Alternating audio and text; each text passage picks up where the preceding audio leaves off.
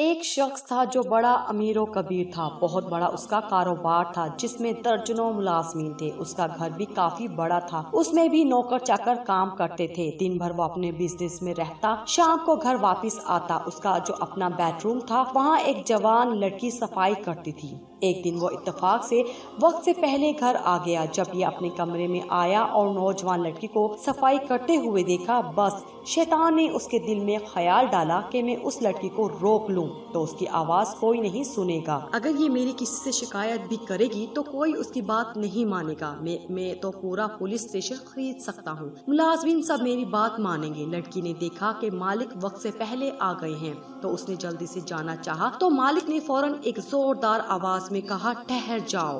वो मालिक के तेवर देखकर घबरा गई। मालिक ने कहा, सब खिड़कियां दरवाजे बंद कर दो। अब लड़की परेशान कि मैं करूं तो क्या करूं, लेकिन उसके दिल में तकवा था, अल्लाह का खौफ था। आंसू बह रहे थे और अल्लाह से दुआ भी कर रही थी। चुनाचे उसने एक एक करके सब खिड़कियां दरवाजे बंद करना शुरू कर दी। काफी देर हो गई लेकिन वो आ नहीं रही थी। मालिक ने डांट कर कहा, कितनी देर हो गई है, अब तक दरवाजे खिड़कियां बंद नहीं की और तू मेरे पास आई नहीं। तो उस लड़की ने रोते हुए कहा, मालिक मैंने सारे दरवाजे बंद कर दिए, सारी खिड़कियां बंद कर दी, मगर एक खिड़की को बहुत देर से बंद करने की कोशिश कर रही हूँ लेकिन मुझसे बंद नहीं हो पा रही है। तो उसने गुस्से से कहा, वो कौन सी खिड़की है जो तुझसे बंद नहीं हो रही है? तो लड़की ने कहा, मेरे मालिक, जिन खिड़कियों से इंसान देखते हैं, जिन खिड़कियों से मखलूक देखती है, मैंने वो सारी खिड़कियां बंद कर दी हैं, लेकिन जिस खिड़की से रब्बुल आलमीन देखता है उस खिड़की को बहुत देर से बंद करने की कोशिश कर रही हूँ लेकिन मुझसे बंद नहीं हो पा रही है। अगर आपसे बंद हो सकती है